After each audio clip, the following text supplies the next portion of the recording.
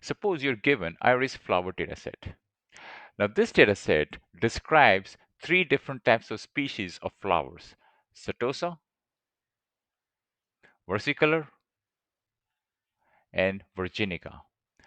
Now each one of these flower, it has different petal length and petal width and different sepal length and sepal width. So this is my sepal length, sepal width, petal length, and petal width. The iris flower dataset, in total, it has 150 records. 150 records in total, and I'm just showing only few of the records, just only handful of records. Now, suppose you're given a flower of a following dimension. Your sepal length is 6.1, sepal width is 2.9, petal length is 4.7, petal width is 1.4. But you do not know to which category does this flower belong to. Does it belong to setosa, versicolor, virginica? You do not know the answer for that. How would you predict to which category does the above data belongs to? These types of questions are answered by logistic regression for multinomial classification. Sometimes we have to predict whether a data points belong to a certain category. We don't have to predict a numerical value, but we have to predict to which category it belongs to. So for example, your category, it can be binomial, it can be multinomial. A binomial, as the name indicates, it has two categories. There's a word bi in it. So an example would be for a number can be 0 and 1. There are only two choices. A student, he can either pass or fail an exam. An email, it can be a spam or not a spam. A patient, he has a cancer or no cancer. So in all these cases, you only have two choices. In multinomial, there would be three or more possible types of categories.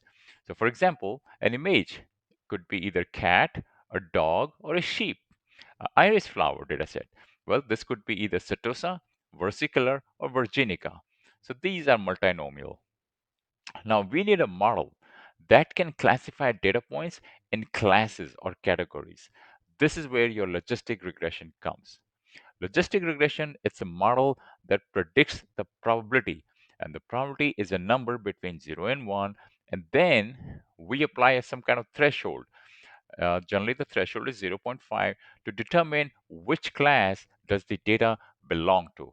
So if your threshold is, let's say, 60, sorry, if your threshold is zero point 0.5 and your probability comes out to be 0.8, so since it is greater than zero point 0.5, you are going to assign this to the class for which this threshold applies. Let's say it applies for class 1, then you're going to say that this particular product, data point, it belongs to class 1 because it is more than zero point 0.5. Now, if you recall, we used sigmoid function for binary classification. Now this function, it outputs a single probability number that's going to be between 0 and 1. Now what if you have more than three classes? And this is where your multinomial problem comes in. So we need a function that outputs one probability for each class. So for example, if you have class 1, 2, and 3, it is going to produce probability for class 1, probability for class 2, and probability for class 3 for each one of these class separately. And also, that function should ensure that all probabilities they add up to 1. And this is what your softmax function does. It is defined by this expression right here. Softmax zi is equal to, your I is a substrate in this case, is equal to e to the power zi divided by the total e to the power zi, where basically I'm going to add each one of those probabilities for each class. That's what's happening in the denominator. So the softmax function, it's a mathematical function that converts a vector of real numbers. Suppose it is z1, z2, z3 into a probability distribution numbers. So each element in your output is going to be between 0 and 1. So if this is your z1, this is your z2, this is your z3, then you apply your softmax function to each one of them, and this will give you your first element, your second element, and your third element. I'm applying this softmax function right here to each one of these numbers. This is how I'm getting all these three elements. And also, this particular softmax function, when you add all the numbers, all these three numbers, this one and this one and this one, your answer will come out to be 1. You can actually add these. You can try it out and your answer will come out to be 1. So few important points to note about this softmax function right here. Number one, your ZI, it is a raw score. Another name for that is logit. And this one is for each class I. This number, it can be positive or it can be negative. Now, e to the power zi, this right here, it exponentiates the score, the z score, to make it positive. If you recall, I was taking z1, z2, z3, these three numbers, and I'm applying softmax, and this will come out to be something like this right here. So each one of these numbers now are going to be positive. The denominator, on the other hand, which is this term right here, we add the denominator to make sure that the all probabilities they sum to 1. In other words, you take all these numbers, okay, you take each one of these expressions for each class and you add them all together and your answer will come out to be 1. That's why we use this denominator here. Now, let's try to understand this step-by-step intuition for a 3-class problem. This can be extended to 4-class, 5-class easily by adding some more numbers at the end. Step 1, for a given input x, this is given to you, you convert your x into your z linear score right here, z1, z2, z3, because we have dealing with only 3 classes over here. Now, in this case, each class has its own linear function. So this is how you determine your z1, z2, z3. This is the expression. So for example, your z1 would be equal to w1 multiplied by x. This is my x right here, plus b1. Same thing with z2. Z2 is going to be w2 times x plus b2, and z3 is going to be w3 times x plus b3. Now these w1, w2, w3, these terms and these terms, these are determined during the training from your training data. Step 2, then you apply your softmax function. So once you have calculated from your x to z1, z2, z3, now you apply to your z1, z2, z3 the softmax function. And that will give you this expression right here, each one of the terms. Now, each one of these terms right here, they represent probability of that class. So this right here represents the probability that it belongs to class 1. This one represents the probability that it belongs to class 2. And this one represents the probability that it belongs to class 3. Based on this probability, you make a prediction over here. So to recap, this is the general workflow of your multi-class logistic regression. You take your X feature, convert into your Z1, Z2, Z3 because this actually has 3 class, and then you apply your softmax function and you convert this into this expression right here. Each one of these numbers, they represent the probability for that class. Now let's understand this through an example. Suppose you're given a task to build a classifier that can recognize 3 types of fruit based on their weight. The training data is given to you. So here, this fruit has a weight 120, it's an apple. 135, it's an apple. 150, it's an apple. 160, it's a banana. 175, banana. All the way at the bottom, you have grapes right here. So if you are given a fruit of weight, let's say 150, then this classifier that you have just built, it should be able to determine what type that fruit is. Is it an apple? Is it a banana? Or is it a grape? Now let's say we have calculated from our training data the following parameters: your W1, W2, W3. And these are their values. Same way, we have calculated your B1, B2, B3, and these are your corresponding values right here. By the way, your 1, 2, and 3, these refer to your apple, to your banana, and to your grape.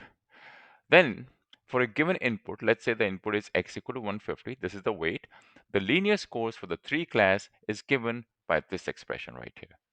This is the same expression I showed you a minute ago, which is this right here. So let's calculate our Z1, Z2, Z3. Again, your 1 will refer to apple, 2 is banana, and 3 is your grape. So your Z1, Z2, Z3 will come out to be this value. I'll just calculate one of the value for you. So your Z1 is equal to W1 times X plus B1. Substitute your value. Your W1 is right here, minus 0.1309 multiply by X. What is your X in this case? 150. 150 plus your B1 now. And what's your B1? B1 is 24.42. 24.42. Solve this expression and your answer would be 4.78. This is how you get 4.78. Same thing, you can do the rest of them, Z2 and Z3. This is your answer right here. Step 2. Now we apply softmax function to our Z scores, these ones right here. So we would get these terms right here. So let's simplify, let's find out each one of these terms. So for my apple, my Z value is 4.78.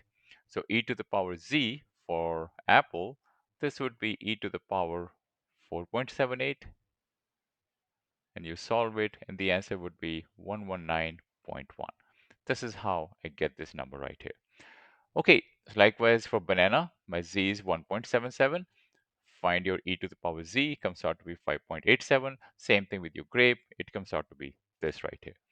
Now, we know our numerator for each one of the terms. I know this, I know this, I know this, but I do not know my denominator. Denominator is basically you're taking all the numerators, you're adding them all together. So you take this number, you take this number, and you take this number, all three numbers, add them together.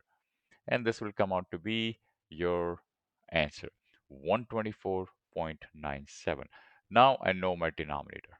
Okay, so now you can calculate each one of the values. So your first value is 119.1 divided by 124.97. So basically this is nothing but this expression. That's all I'm doing. Okay, this is 0.953. Same thing for your banana. Calculate your that expression and the answer comes out with this. And for your grape, the answer is this. So in other words, my Z1, Z2, Z3, that was 4.78, 1.77, and minus 6.56. These are my Z1, Z2, Z3. They got converted into probability. And this is 0.953, 0.047, and 0.00001. In this case, this number is the highest. This is the probability that it belongs to class 1. So it is 95% 3% chance that it is an apple. Therefore, this image is going to be classified as an apple. Now let's redo the same problem using Python's scikit-learn package. I'm importing my label encoder. I'm also importing my logistic regression model. So create a variable x. This will contain all your weight of the fruits, and create another variable. Let's call this thing as y fruit, and this contains the labels for each one of these weights. So the fruit that weighed 120 is labeled as apple. The fruit that weighed 135 is labeled as apple, and likewise the rest of them. So first thing you do is encode your fruit label as number, because machine learning models, they don't understand these text that well, so they work with the numbers. So I'm just converting apple, apple, apple, banana, banana, and grape, grape, grape to a certain numbers. And this code right here takes care of for you that particular part. Then I'm printing my label. I want to know what these fruits have been given a label. So right here, I'm printing my label, and apple has been given 0, banana is given 1, and grape is given 2. And then I pick up my model. In this case, I'm picking logistic regression model. And in this case, I'm specifying my parameter, multinomial, and solver is LBFGS. Train my model, give your X and Y data to that. And then you are asking it that, hey, tell me the type of fruit for 150. It's predicting a probability over here, and I'm rounding it off over here, and then I'm writing all the probabilities. So over here, it predicts the probability for weight 150. It tells me that for apple, it is 0.929, for banana, it is this, and for grape, it is 10 to the 1 to the power of 10 to the power minus 5, which is 0.00001.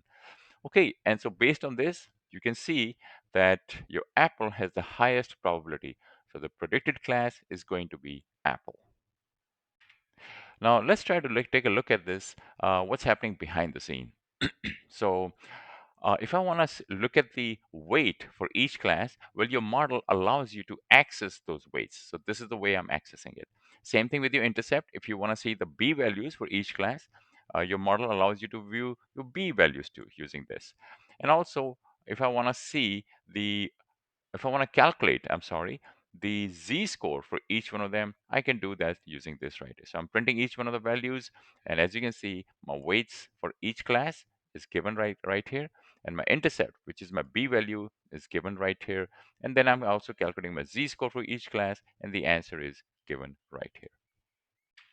So far we have been working with data that had only one feature. In the previous case, the feature was weight. Now we can apply the same logic to data with many features. So when you had a model with only one feature, the model equation was this: z equal to w1 x1 plus p. Your w1 is your weight associated with feature x1. In this case, in previous case, my feature x1 was the weight of the fruit. It just happens to be that this weight and this weight is pretty much like called the same thing, but they mean different. And b is your bias.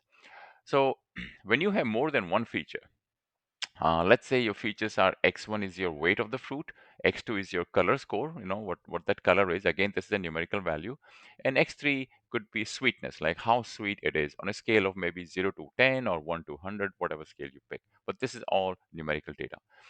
Then the logistic regression model, it will become something like this. So the general formula, if you have more than three features, like say n number of features, this would be a general formula. This can be rewritten in a vector notation like this. WT is basically stands for transpose. So if you remember, if you W in this case, which stands for this W1, W2, all the way W3, this would be your like this: W1, W2, and W3. So this is my W transpose. This is how it is written. So when you have more than two classes, like apple, banana, grape, you compute your z-score value for each class using this expression right here. In this case, my apple, this is my z-score. This is the formula for the z value. For my banana, this is the equation for the z value. And same thing with your grape. Then you apply your softmax function to each one of these values, to this one, to this one, and to this one. So suppose we feed the model this training data right here.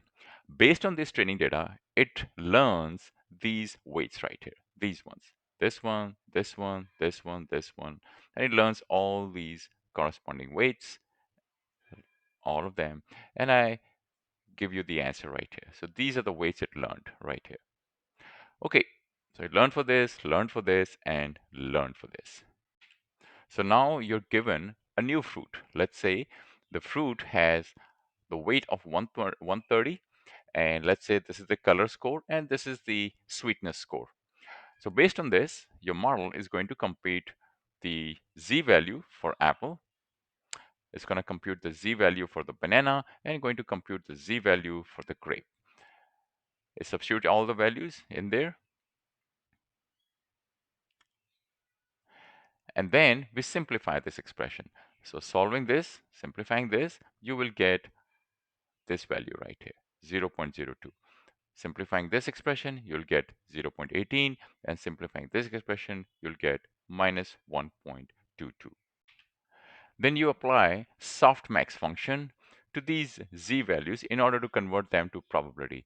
So this is my z values, and in order to apply my softmax function, which is this right here, I need to know these values, this one, and this one. And I also need to know my denominator. So I'm calculating them over here, right here. So e to the power 0.02, which is this number right here, comes out to be this number. E to the power 0.18 comes out to be this number, and same thing with your third one. Okay, and then I calculate my denominator summation. That's what that is. Basically, you're just adding all the numbers together. Okay, and your answer comes out to be this right here. Okay, now you can apply this formula. So your Z1, Z2, Z3, which is this, it gets converted into probability, and the answer is this right here. So the class that has the highest probability, that class will get assigned to this fruit. Well, if you look over here, this one is the highest probability, and this one is banana. So in this case, it will be assigned banana. Now coming back to our iris dataset, I'm importing my necessary libraries. I'm reading my CSV file, which is data iris. This contains all my iris dataset. I'm printing first 10 records, and you can see it has 4 features. It has species column right here. Then I'm splitting my dataset into features and a target variable. So my X in this case will contain all the column values that are sepal length, sepal width, petal length, and petal width. Same thing with my Y. My Y is my species column. Then I'm printing the first 5 values of my X and first 5 values of my Y. These are my corresponding values. And then I'm encoding my values. So my Setosa, and remember there are 3 classes, Setosa, Versicolor, and Virginica. So they're going to get encoded into 0, 1, 2. And this logic right here, that's what it's doing. And the reason I'm doing, because your machine learning model does not like text. It likes numbers. So Setosa has been mapped to 0, Versicolor has been mapped to 1, Virginica has been mapped to 2. And then I'm picking up my logistic regression model, specifying my multi-class, specifying my solver and the number of maximum iteration, training my model, and then I'm just giving it a sample, 6.1, 2.9, 4.7, and 1.4. So these are the dimension of one of the flowers, and I want to know what type that flower is. It makes a prediction over here. I'm printing my prediction, and the answer is 1, and that 1 refers to versicolor.